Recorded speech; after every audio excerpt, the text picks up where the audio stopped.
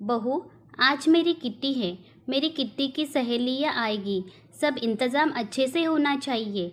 खाने पीने के सामान में कोई कमी नहीं रहे। और हाँ, गवारों की तरह कपड़े पहनकर ना आना उन लोगों के सामने। तुम यह जो 6 मीटर का कपड़ा लपेटे रहती हो, वह न लपेट लेना। तुम साड़ी पहनकर उन लोगों के सामने नहीं आओगी। उन लोगों की बहुएं मॉडर्न कपड़े पहनती है। अगर तुम साड़ी लपेट कर आ जाओगी तो वह लोग मेरा मजाक उड़ाएगी। इसलिए तुम भी मेरी सहेलियों के सामने मॉडर्न कपड़े ही पहन कर आना। मेरी बात कान खोल कर सुन लो। उन लोगों के सामने ऐसा कोई काम न करना जिससे उन लोगों को यह पता चले कि तुम एक गवार हो। प्रेरणा की सास ने व्यंग्यात्मक लहजे में उससे कहा। मम्मी जी, मेरे पास मॉडर्न कपड़े नहीं है, प्रेरणा ने धीरे से कहा। मैंने तुम्हें लाकर तो दिया था, वह कहाँ गया? प्रेरणा की सास ने गुस्से में पूछा।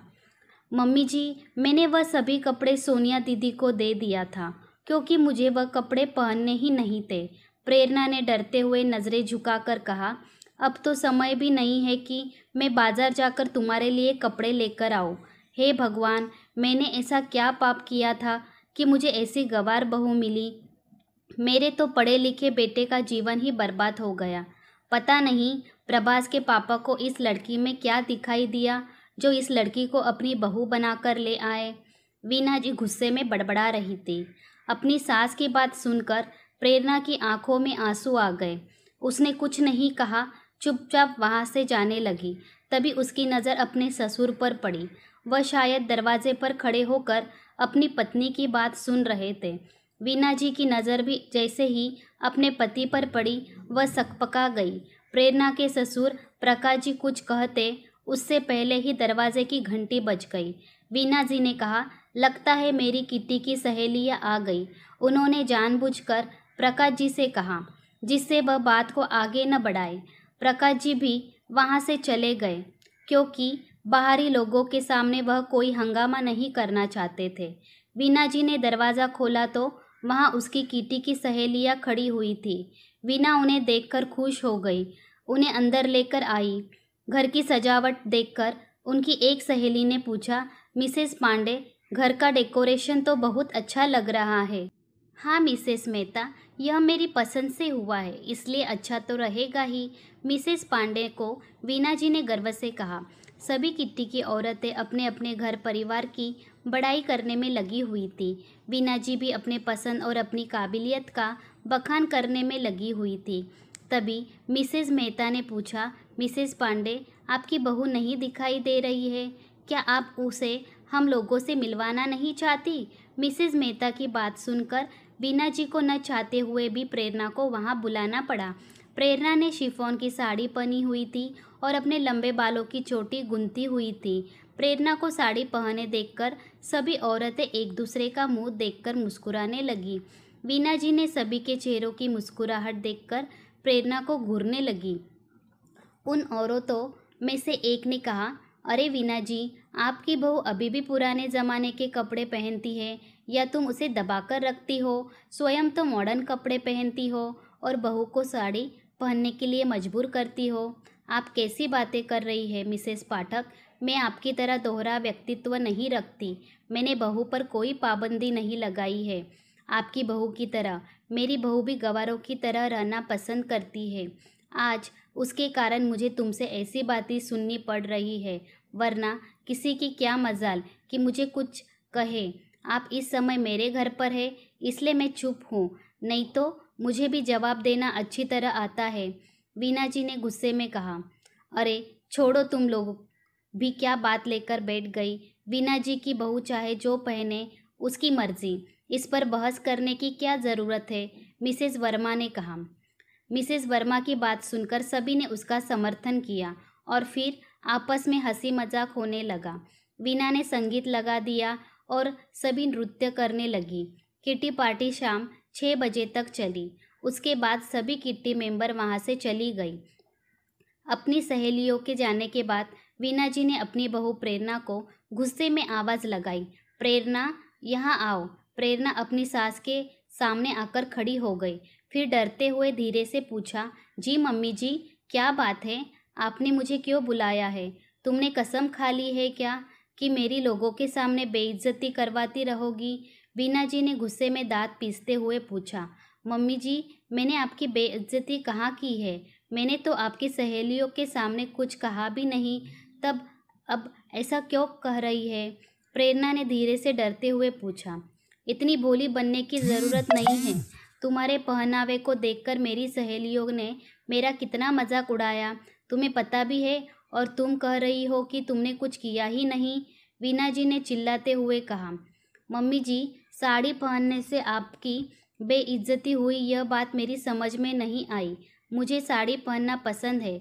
मैं अपनी भारतीय संस्कृति को पसंद करती हूँ। मुझे पाश्चात्य संस्कृति का पहनावा नहीं पसंद है, प्रेरणा ने परेशान लहजे में कहा। तुम मम्मी से जबान लड़ा रही हो? उसके प्रति प्रभास ने घर के अंदर आते हुए कहा। मैंने तो ऐसा कुछ नहीं कहा। मैं तो मम्मी जी से इतना कह रही थी कि। प्रेरणा की बात को काटते हुए प्रभास ने कहा। चुप करो, वैसे तो बहुत संस्कारी बनती हो, और जब बड़ों को जवाब देती हो तो तुम्हारा संस्कार कहाँ चला जाता है? प्रभास की बात सुनकर प्रेरणा की आंखों में आंसू आ गए। प्रेरणा के आंसू देखकर ससुर जी ने कहा। फिर शुरू हो गया इसका तिरिया चरित्र। तुम माँ बेटे हमेशा प्रेरणा का अपमान क्यों करते रहते हो?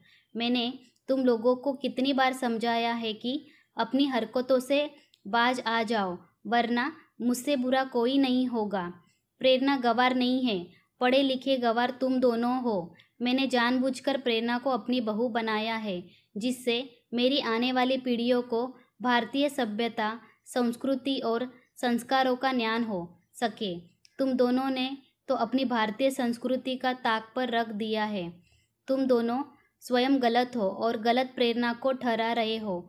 आज के बाद अगर तुम दोनों ने प्रेरणा को अपमान किया तो मुझसे बुरा कोई नहीं होगा, प्रेरणा के ससुर प्रकाश जी ने गुस्से में कहा, और वहाँ से चले गए।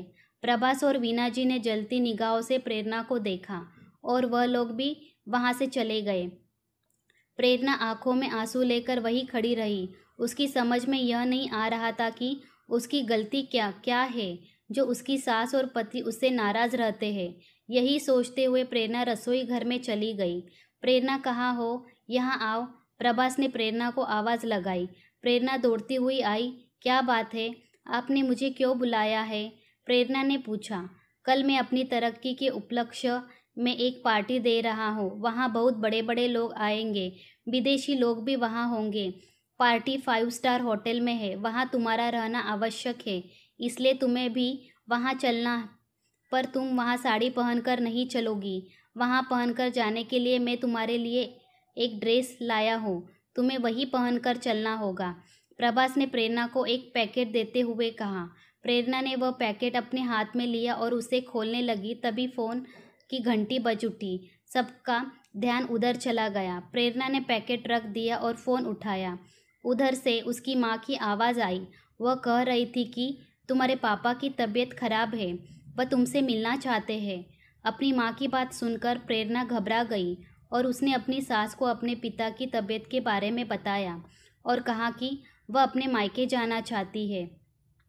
वीना जी उसे मना करती उससे पहले ही प्रकाश जी ने कहा, प्रेरणा, इसमें पूछने की क्या बात है? तुम जाओ, तुम्हारे पापा तुमसे मिलना चाहते हैं। अपने ससुर की बात सुनकर प्रेरणा अपने मायके जाने की तैयारी करने लगी। उसका मायका उसी शहर में था। उसने प्रभास से कहा कि वह कल पार्टी में जाने से पहले यहाँ आ जाएगी। उसके बाद प्रेरणा अपने मायके जाने के लिए निकल गई। अपने माता पिता से मिलने के बाद प्रेरणा बहुत खुश हुई। प्रेरणा को देखकर उसके पापा की तबीयत में सुधार होने लगा। प्रेरणा भी अपने माता पिता के पास आकर बहुत सुकून और शांति महसूस कर रही थी। दूसरे दिन प्रेरणा के पापा की तबीयत कुछ ठीक थी। प्रेरणा ने प्रभास को फ़ोन करके कहा कि वह सीधे होटल आ जाएगी। प्रभास ने कहा कि तुम ड्राइवर के साथ होटल आ जाना और वही ड्रेस पहन कर आना जो मैंने तुम्हें कल लाकर दिया था।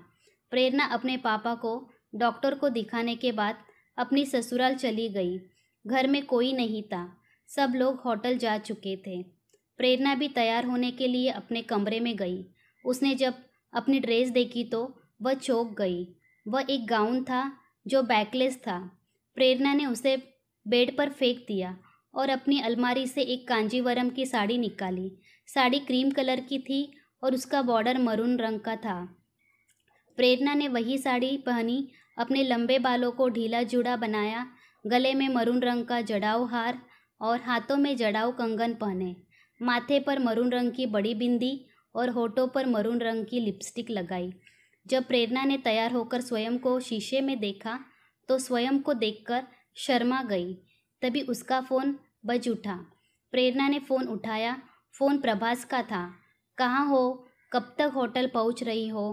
प्रभास ने गुस्से में पूछा। मैं तैयार हो गई हूँ, अब घर से निकल रही हूँ। मुझे होटल पहुँचने में ज़्यादा समय नहीं लगेगा, प्रेरणा ने कहा। प्रेरणा फ़ोन रखने के बाद प्रेरणा होटल के लिए निकल पड़ी। कुछ समय बाद उसकी कार सड़क पर दौड़ने लगी। थोड़ी देर बाद ही कार होटल के कंपाउंड में खड़ी हुई थी। कार से उतरकर प्रेरणा सीधे अंदर पहुंची। वहां सभी लोग आ गए थे। जैसे ही प्रभास की नज़र प्रेरणा पर, उसके चेहरे पर क्रोध के भाव दिखाई देने लगे। वीना जी भी वहां आ गई और फुसफुसा कर बोली, तुम्हें हमारी बेइज्जती करवाने में इतना मज़ा क्यों आता है? अब सभी लोग मेरे बेटे का मजाक उड़ाएंगे, कहेंगे कहाँ की गंवार आ गई है। तभी विदेश से आए हुए व्यक्तियों ने पूछा, मिस्टर प्रभास, आपकी वाइफ अभी तक नहीं आई, कहाँ रह गई है? यहाँ मेरी वाइफ मारिया उनसे मिलने के लिए बहुत एक्साइटेड है। प्रभास ने अपने चेहरे पर नकली मुस्कुराहट लाते हुए कहा, मिस्टर डेविड, यह है मेरी पत्नी मिसेस प्रेरणा। वाओ, इंडियन ब्यूटी आपकी पत्नी तो बहुत ही सुंदर है मिस्टर प्रभास, मारिया ने कहा। पार्टी के सभी लोग प्रेरणा के आसपास इकट्ठे हो गए और प्रेरणा की साड़ी, उसके पहनावे और श्रृंगार की प्रशंसा करने लगे। तभी एक महिला ने वीना जी से कहा, वीना जी, आपने आज तक अपनी बहू से हमें नहीं मिलवाया। आज पता चला कि आपने उसे हमसे क्यों नहीं मिलवाया। वह इतनी सुंदर है, कहीं हमारी नज़र न लग जाए। वीना जी उस महिला की बात सुनकर गर्व से मुस्कुरा उठी। वहां उपस्थित सभी लोग प्रेरणा की तारीफ करते रहे। तभी वहां शहर के मेयर मिस्टर राहुल आ गए। बातचीत के दौरान जब उन्हें पता चला कि प्रेरणा ने हिंदी में पीएचडी किया है तो उन्होंने खुश होकर प्रेरणा के ससुर प्रकाश जी से कहा, प्रकाश, तुमने कभी बताया नहीं कि तुम्हारी बहू हिंदी में पीएचडी है। मुझे अपने कॉलेज के लिए एक हिंदी की प्रवक्ता की आवश्यकता है। क्या प्रेरणा बेटी मेरे कॉलेज में प्रवक्ता की नौकरी करेगी? मेयर साहब की बात सुनकर प्रेरणा के चेहरे पर आश्चर्य मिश्रित खुशी दिखाई देने लगी। मेयर साहब की बात सुनकर वीना और प्रभास के चेहरे पर भी गर्व की मुस्कुराहट फैल गई। तभी वहां प्रकाश जी आ गए और उन्होंने व्यंग भरी आवाज़ में कहा, क्या हुआ वीना, आज तुम्हारे चेहरे पर प्रेरणा के लिए गुस्सा और नफरत नहीं दिखाई दे रही है? और प्रभास, तुम्हें आज प्रेरणा एक गंवार नहीं लग रही है? आज यह चमत्कार कैसे हो गया? अपने पिता की बात सुनकर प्रभास ने शर्म से अपनी नज़रें झुका ली और वीना के चेहरे पर भी शर्मिंदगी के भाव दिखाई देने लगे। मुझे माफ़ कर दो प्रेरणा बेटा, हम लोगों के चेहरे पर पाश्चात्य संस्कृति का पर्दा पड़ा हुआ था जो आज उतर गया। हमें तुम पर नाज है और मैं भी खुश हूँ कि प्रभास के लिए उसके पापा ने इतनी सुंदर और संस्कारी लड़की ढूंढी। वीना जी ने हंसते हुए प्रेरणा से कहा। प्रभास बहुत प्यार से प्रेरणा को देख रहा था। प्रेरणा की नज़र जब प्रभास पर पड़ी तो उसे अपनी ओर देखता पाकर प्रेरणा ने शर्मा कर अपनी नज़रें झुका ली।